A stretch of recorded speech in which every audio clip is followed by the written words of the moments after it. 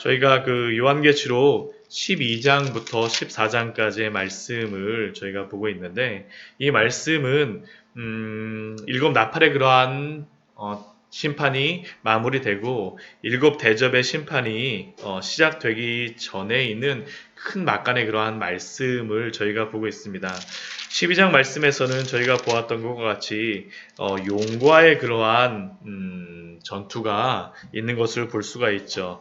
용이 하나님과 또한 예수 그리스도와 또한 교회를 대적하여서 일어난 그러한 모습, 또한 13장에서는 그 용을 도와서 같이 악의 그러한 삼위일체와 같이 바다에서 나온 한 짐승과 또한 땅 위에서 나온 한 짐승이 교회를 미혹하며 성도를 미혹하며 또한 박해하고 핍박하는 그러한 말씀을 볼 수가 있었습니다. 그리고 어제 말씀에서는 그러한 이 땅에서 하나님의 성도들이 박해받는 그러한 속에 살았었지만, 그러나 어린 양과 함께 시온산에 서 있는 14만 4천 명의 그러한 성도들의 모습을 우리가 볼 수가 있었습니다.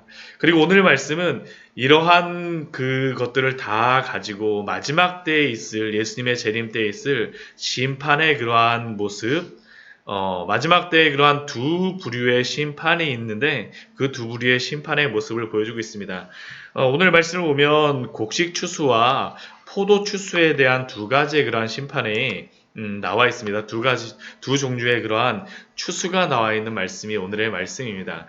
14절 말씀을 보면 흰 구름이 있고 구름 위에 인자와 같은 이가 앉으셨다라고 말씀하고 있습니다. 구름 위에 인자와 같이 앉으시니, 우리가 이 인자와 같이 앉으시니는 예수님이라는 것을 저희가 알 수가 있죠. 다니엘서에 보게 되면 다니엘서 7장 말씀에 보게 되면 인자로서 나오고 계시는 분이 있는데 그분이 바로 예수님이었습니다. 우리 다니엘서 7장 말씀 같이 한번 잠깐 보도록 하겠습니다. 다니엘서 7장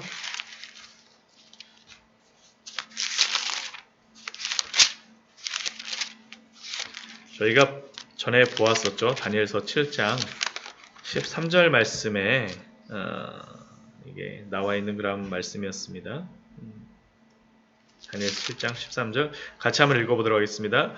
내가 또 밤 환상 중에 보니 인자 같은 이가 하늘 구름을 타고 와서 옛적부터 항상 계신 이에게 나아가 그 앞으로 인도되매. 성경에 보게 되면 어떠한 사람들은 이 인자 같은 이를 천사로서 생각하는 사람들도 있고요. 왜냐하면 이 뒤에 보게 되면 또 다른 그러한 포도 추수를 천사가 행해야 했다고 이야기하기 때문에. 그런데 근데 이 14절 말씀에 보면 구름 위에 인자 같은 이라고 하는데, 이 인자로서 나오는 그러한 존재는 성경에 보게 되면 이 다니엘서에서밖에 볼 수가 없습니다. 그래서 예수님을 인자와 같으니, 그러면 왜 예수님을 인자라고 부르는가라는 궁금증이 사실은 생깁니다. 왜 인자라고 부르는지. 항상 예수님이 인자, 그 인자라는 그런 의미가 무엇입니까? 사람의 아들이잖아요. 왜 사람의 아들이라고 부르는가? 근데 이게 다니엘서 말씀에 보게 되면 그 이유를 저희가 알 수 있습니다. 이 앞부분에 우리 9절 말씀을 보면 보좌에 앉은 그러한 분이 나오고 있죠. 우리 9절 말씀 같이 한번 보겠습니다. 내가 보니 왕자가 놓이고 옛적부터 항상 계신 이가 좌정하셨는데 그의 옷은 희기가 눈 같고 그의 머리털은 깨끗한 양의 털 같고 그의 보좌는 불꽃이요 그의 바퀴는 타오르는 불이며. 이 지금 9절 말씀을 보게 되면 보좌에 앉으신 한 분, 옛적부터 항상 계시니, 근데 이분은 인자 같은 이는 아닙니다. 왜 그러냐면 13절 우리가 보았던 것 같이 옛적부터 항상 계신 이에게 인자 같은 이가 나아갔기 때문이죠. 그러니까 인자 같은 이와 보좌에 앉으신 분은 다릅니다. 그러면 이 보좌에 앉으신 분은 누구겠습니까? 항상 자정하고 계신 분은 하나님이시죠. 근데 이 하나님의 모습을 어떻게 그 9절 말씀에서 묘사하고 있냐면, 그의 옷은 희기가 눈 같고 그의 머리털은 깨끗한 양의 털 같고, 꼭 어떠한 모습으로서 묘사하고 있습니까? 사람과 비슷한 모습으로서 묘사하고 있습니다. 사람과 비슷한 모습으로 묘사하고 있는 그 보좌에 앉으신 분 앞에 나아가는 분, 그 분을 예수 그리스도라고 이야기하는데 결국 그분은 사람과 같으신 모양의 아들로서 저희 성경에서 이야기하고 있죠. 그렇기 때문에 예수님을 인자 같은 이라고 묘사하고 있는 것입니다. 그러니까 사람의 아들이라서 하는 게 아니라 이 다니엘서 말씀해 보게 되면 사람의 모양으로 보좌에 앉으신 분의 아들이라는 의미로서 인자로서 그 말씀하고 있는 겁니다. 오늘 14절 말씀, 우리 요한계시록 14장 14절 말씀에서도 그름 위에 인자 같은 이 바로 예수님께서 지금 내려오신 것이죠. 앉아서 지금 나타나셨습니다. 그런데 이 예수님께서는 지금 모습이 어떻습니까? 머리에 금 면류관을 하고 계시고 그 손에는 무엇을 가지고 계십니까? 예리한 낫을 가지고 계십니다. 예리한 낫. 이 예리한 낫을 가지고 예수님께서 가지고 계셨을 때 또 다른 한 천사가 이 하늘 성전으로부터 나와서 큰 음성으로 외칩니다. 무엇이라고 했습니까? 당신의 낫을 휘둘러 거두소서. 곡식이 다 익어서 거둘 때가 이르렀음이니이다. 결국 이제 추수할 때가 다 되었다라는 것입니다. 다 추수할 때가 되었다. 그러자 이 이야기가 큰 소리가 울려 퍼지자 어떻게 되냐면 구름 위에 앉으신 이가 어떻게 됩니까? 낫을 땅에 휘두름에 땅의 곡식이 거두어졌습니다. 이 말씀은 예수님께서 요한복음 말씀과 또한 마태복음 말씀에서 이미 말씀하셨던 그러한 장면이죠. 요한복음 4장 35절 말씀을 보게 되면 예수님께서 사마리아 여인을 만나셨을 때 말씀하셨던 그러한 장면입니다. 예수님께서 시장하시지 않으십니까? 라고 제자들이 질문하였을 때 예수님의 대답이 바로 이 말씀이었었죠. 요한복음 4장 35절, 37절, 우리 35절 말씀 같이 한번 보도록 하겠습니다. 같이 한번 읽도록 하겠습니다. 너희는 넉 달이 지나야 추수할 때가 이르겠다 하지 아니하느냐? 그러나 나는 너희에게 이르노니 너희 눈을 들어 밭을 보라. 희어져 추수하게 되었도다. 예수님께서는 희어져 추수하게 되었다라고 말씀하신 이 예수님. 또한 마태복음 9장 말씀에 보면 또 이렇게 말씀하십니다. 제자들이 제자들에게 추수할 것은 많되 일꾼이 적으니 그러므로 추수하는 주인에게 청하여 추수할 일꾼을 보내주소서 하라 말씀하신 그 예수님께서 지금 어떤 모습으로 나타나신 겁니까? 직접 추수하는 일꾼의 모습으로 낫을 들고 지금 나타나시는 것입니다. 이게 바로 이 첫 번째 그러한 추수하는 그러한 모습의 첫 번째 환상에 대한 모습이죠. 곡식 추수에 대한 모습. 이것은 알곡에 대한 추수의 말씀이라고 할 수 있습니다. 그렇다면 이 뒤에 나와 있는 이 포도 추수는 어떠한 모습으로 또 나와 있을까요? 우리 17절 이후의 말씀을 보게 되면 또 다른 천사가 하늘의 성전에서 나옵니다. 그런데 이번에는 이 천사는 예리한 낫을 가졌습니다. 앞에서는 인자 같은 이가 예리한 낫을 가졌는데 이번에 두 번째 그러한 추수에서는 또 다른 천사가 예리한 낫을 가지고 나옵니다. 그런데 이 예리한 낫을 가지고 있는 천사와 또 다른 천사가 나오는데 18절 말씀에 그 다른 천사가 나와서 그 낫 가진 자에게 큰 소리로 외칩니다. 무엇이라고 외칩니까? 내 예리한 낫을 휘둘러 땅의 포도송이를 거두라라고 외치고 있습니다. 왜냐하면 그 포도가 익었기 때문입니다. 포도가 다 익었기 때문에 낫을 휘둘러서 땅의 포도송이를 거두라는 것이죠.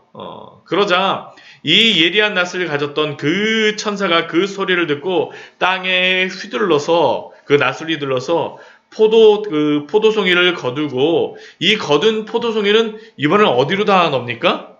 하나님의 진노의 큰 포도주 틀에 던졌다라고 기록하고 있습니다. 앞에서는 인자 같은 이가 그 낫으로 휘두름에 곡식을 거두었다라고 되어 있는데 이번에는 땅에 휘두르니까 포도를 거두고 나서 하나님의 진노의 큰 포도주 틀에 던지게 되어지죠. 근데 그 포도주 틀이 어디에 있습니까? 20절 말씀 보면 성 밖에 그 틀이 있다라고 말씀하시죠. 결국 이 말씀을 통해서 우리가 알 수 있는 것이 무엇입니까? 앞에 있는 그 곡식에 대한 추수는 성도들에 대한 추수이지만 이 뒤에 있는 이 포도송이에 대한 추수는 불신자에 대한 그러한 추수라는 것을 우리가 알 수 있습니다. 결국 알곡은 들여서 곡간에 넣지만 이 포도송이, 쭉정이, 가라지 같은 경우는 어떻게 됩니까? 하나님의 그러한 진노의 포도주 틀에 던져진다라는 것이죠. 이스라엘에 가게 되면 이 포도주를 거두는 그러한 틀이 있습니다. 지금 여기에 보면 포도주 틀이 뭐 이렇게 모습이 나와 있지만 포도주 틀이 굉장히 크더라고요. 진짜 목욕탕 이렇게 정말 굉장히 큰 곳에다가 포도송이를 놓고 나서 어떻게 하냐면 사람들이 직접 가서 이렇게 막 발로 다 밟습니다. 그러고 나면 거기 그 포도즙이 이렇게 나오는 그러한 곳이 있는데 그곳으로 이렇게 또 모이는 곳에서 이렇게 포도를 거두어 그 포도주가 나온 것을 거두어서 가는 건데 바로 그 모습입니다. 이 밟혀진 그러한 포도주들이 그 포도들이 막 그 포도주 틀에서 밟히고 나서 어떻습니까? 틀에서 포도주가 나오는 것이 아니라 20절 말씀 보면 피가 나오게 되죠. 피. 그래서 어느 정도까지 이 포도주, 이 피가 모여지게 되냐면 말 굴레까지 닿았다라고 기록하고 있습니다. 말 굴레가 무엇이냐면 말 입에 씌우는 거 있잖아요. 거기까지 되어진 겁니다. 그러니까 그리고 이 크기가 어느 정도냐면 1600 스타디온, 우리가 보통 스테디움이라고 이야기하는데 이게 한 스타디움이 160m 정도입니다. 160m 정도. 그러니까 1600 스타디온이면 어느 정도입니까? 이게 거의 300km 가까이 되는 겁니다. 300km 정도의 그러한 곳에 말 굴레 정도까지 되는 거니까 사람이 막 수영할 수 있는 그 정도의 모습이죠. 근데 이게 얼마나 참혹한 모습이겠습니까? 네, 이게 바로 오늘 말씀에서 우리에게 알려주는 것이죠. 결국 요한계시록 12장서부터 14장까지의 말씀을 통하여서 우리가 12장, 13장에서 나오는 그러한 말씀이 무엇이었습니까? 이 땅에서 그 용과 그 두 짐승과 그들을 경배하며 우상숭배에 참여하였던 그 사람들, 그때에는 그 짐승의 표를 받으면서 편안하게 그들이 지내는 것 같지만 그들의 결말은 무엇입니까? 포도주 틀에 던져짐으로 말미암아 이러한 심판이 있다라는 것이고요. 또한 성도들은 이 땅에서 그 하나님의 오히려 그 많은 진노를 받는, 땅에서는 진노를 받는 것 같지만 하늘에서는 어떻습니까? 하나님의 그 구원의 그러한 일들이 있다라는 것을 오늘 말씀에서 우리에게 알려주시는 것입니다. 결국 오늘 말씀을 통해서 우리에게 알려주시는 것은 다른 것이 아니라 하나님의 심판, 예수님의 재림 때에 분명한 심판이 있다라는 것을 알려주시고 또한 이 심판 가운데 성도들은 하나님의 구원이 있을 것이지만 불신자들은 하나님의 심판이 있다라는 것을 우리에게 분명히 알려주고 있습니다. 결국 그렇기 때문에 성도들은 이 때에 이러한 모습을 말하면서 두려워할 필요가 없습니다. 왜 그렇습니까? 하나님의 구원의 때이기 때문이죠. 그러나 우리가 이 불신자들을 향하여서 가져야 될 마음이 무엇이겠습니까? 이러한 것들을 당할 사람들을 향해서 불쌍한 마음들을 가지고 또한 우리가 오늘 하루 복음을 전하는 자로서 살라라고 말씀하여 주심이 아니겠습니까? 말씀을 정리하도록 하겠습니다. 오늘 말씀에서는 심판이 분명히 있다는 것을 우리에게 알려주십니다. 하나님의 신자는 곡식 추수로서, 그러나 불신자들은 이 하나님의 이 포도주 틀의 이 포도 추수의 그러한 모습으로서 우리에게 알려주십니다. 또한 이 말씀을 통하여 우리에게 두려워하라고 말씀하시는 것이 아니라 하나님의 구원이 있기에 그 소망을 가지고 살아가라고 말씀하시고, 그러나 불신자들을 향하여서는 오늘도 그 믿음을 갖고 복음을 전하며 우리에게 살라라고 말씀하십니다. 이러한 하루 하나님의 믿음의 분투를 감당하신 우리 귀한 성도님들 되시기를 축원드립니다. 같이 기도하도록 하겠습니다.